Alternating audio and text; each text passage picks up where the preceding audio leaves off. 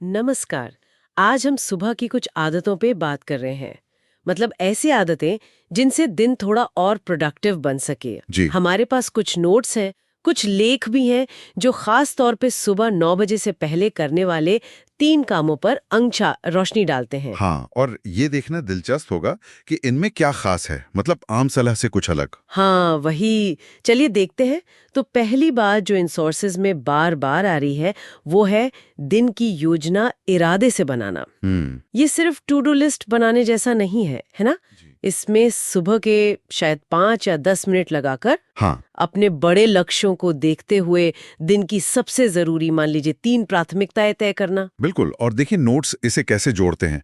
वो decision fatigue की बात करते हैं, मतलब निर्णय लेने की थकान। अच्छा। उनका तर्क है कि अगर सुबह ही आपने तय कर लिया कि सबसे जरूरी क्या है, तो दिन भर छोटे मोटे फैसलों में आपकी दिमागी ऊर्जा वो बर्बाद नहीं होती। हाँ, ये बात तो सही है। तो ये सुबह की जो क्लैरिटी है, वो असल में पूरे दिन फोकस बनाए रखने की एक तरह से रणनीति है। हम्म।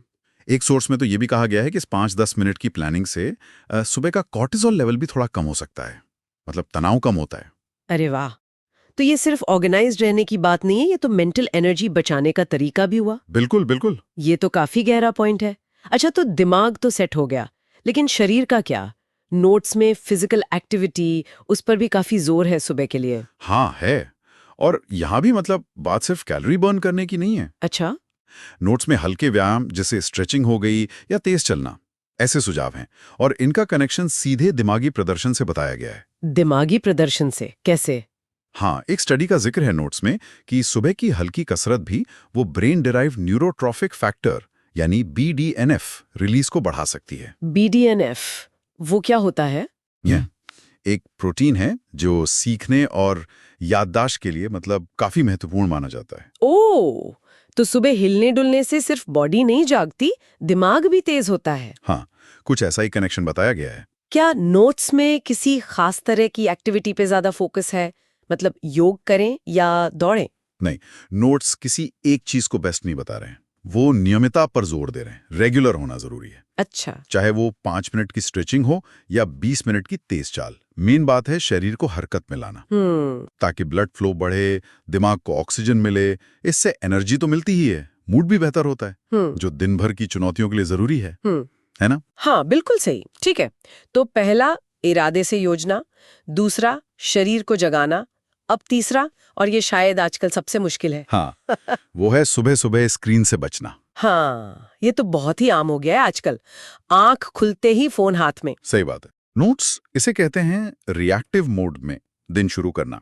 रिएक्टिव मोड मतलब आप उठते ही दूसरों के एजेंडा पर रिएक्ट कर रहे हैं, ईमेल, नोटिफिकेशन, खबरें, बजाय इसके कि आप अपना दिन खुद तय करें।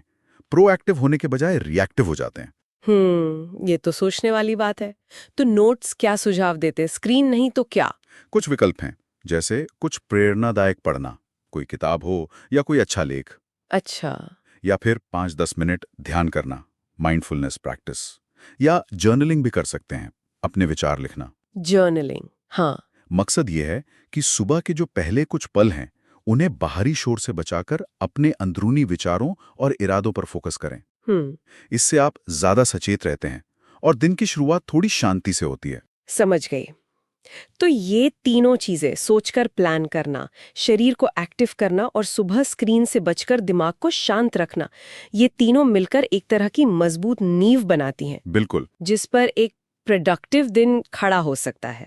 ये अलग-अलग टिप्स नहीं है, बल्कि एक सिस्टम जैसा काम करती हैं। सही कहा, एक सिस्टम ही है ये। और सोचने वाली बात यह है कि इन आदतों को अपनाने में रोज शायद 30-40 मिनट से ज्यादा ना लगे, हाँ, ज्यादा समय तो नहीं लगता। लेकिन इनका मिला जुला असर बहुत बड़ा हो सकता है। जैसा नोट्स में भी इशारा है, दिन के पहले घंटे पर कंट्रोल पाकर आप असल में पूरे दिन की दिशा और अपनी एनर्जी का लेवल उसे कंट्रोल कर सकते हैं। ये छोटे छोटे कदम ही समय के साथ जुड़कर बड़ा बदलाव लाते हैं। बिल्कुल।